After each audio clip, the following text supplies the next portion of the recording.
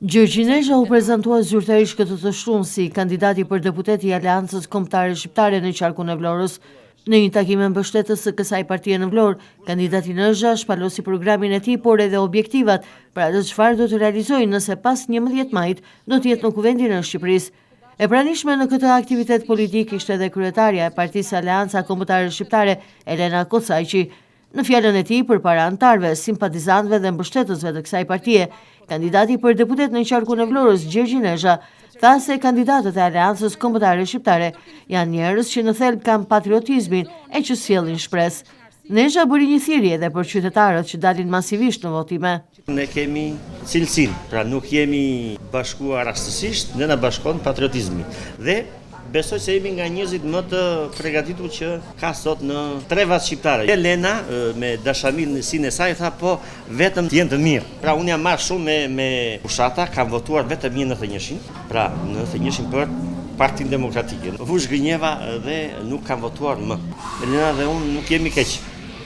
Edhe Ervin Mile është nga Lushnja, ka në përfjerin, është mbas Mira Muratit, që është nga Vlora, është numri 2 në Amerikë për teknologji, pa ka bërë 8 shpikje. Tani ne mundohemi të sjellim elementet më të mirë, pra që të sjellim shpresë dhe të ardhme. Demokracia është angazhim, nëse ti nuk angazhohesh, ose s'merr pjesë. Pra ti nëse hap rrugën të keqes, çfarë problemi ka? Pra indiferenca, nëse njerëz nuk votojnë masivisht në zgjedhje, atë doli ciklojnë hajdutët. Vazhdojnë vjedhin juve. Pra, nëse njëri është pengmarrës, nëse tjetri është, pra këta do bëjnë argat.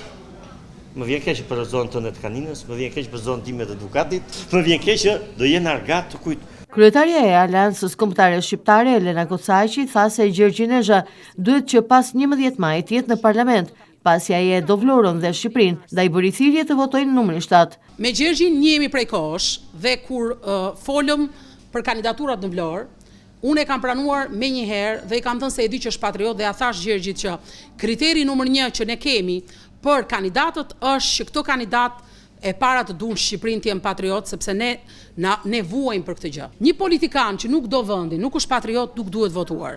Ai është person tejet e i rrezikshëm që nesër të vë deri në diskutim sigurinë kombëtare. Dhe duke qenë se si Gjergji, po edhe unë kemi dhënë prova në të shkuarën, se ka dhe nga ta politikan që thotë më provo. Po pse prova do bëjmë ne? Jo, mos pranoni njëri që thotë më provo. Zotri, qa provash ke dhënë ti në jetën tënde, që ti je patriot, që je punëtor, që nuk je hajdut.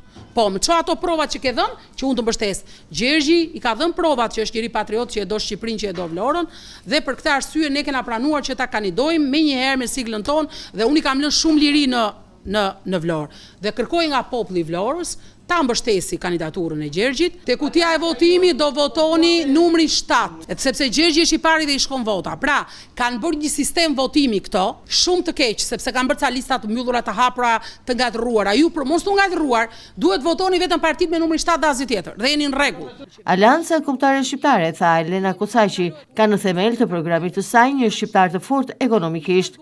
Prandaj Shqipëria është në një nga udhkryqet historike më të rrezikshme të sajat, sepse 35 vjet tranzicion nuk ka ndonjur asnjë vend në Evropë dhe në botë dhe në historinë e njerëzimit përveç se ne. Këto dy, si pozita dhe opozita, si Berisha dhe Rama, duan të mbajnë akoma peng që njëri të mbajë qeverinë dhe tjetri të marrë opozitën. Ato dy janë bashkë, mos t'u gënjej njëri që Berisha dhe Rama janë veç. Çdo vot për Berishën shkon për Ramën dhe çdo vot për Ramën shkon për Berishën. Ata dy duan të mbajnë njëri tjetrin në skenën politike. Ata dy ndajnë lejet e ndërtimit bashk, ndajnë gjithçka bashk, vetëm tallen me ju. Dhe ata që besojnë që shkojnë prapa Ramës apo prapa Berishës, duhet ta kuptojnë që janë të tallur, por e din një pjesë e tyre. Thjesht një pjesë duan të përfitojnë, thjesht një pjesë duan të kenë frikë etj. Prandaj në programin tonë ne synojmë të krijojmë një shqiptar të fortë ekonomikisht. Në qoftë se ju do jeni të fortë ekonomikisht, nuk ma keni nevojën mua si politikan të më rrini nga mbrapa, as Edi Ramës, as Ali Berishës, as askujt, sepse ju jeni zot pronë tuaj, jeni zot tokën tuaj. Kjo është arsyeja.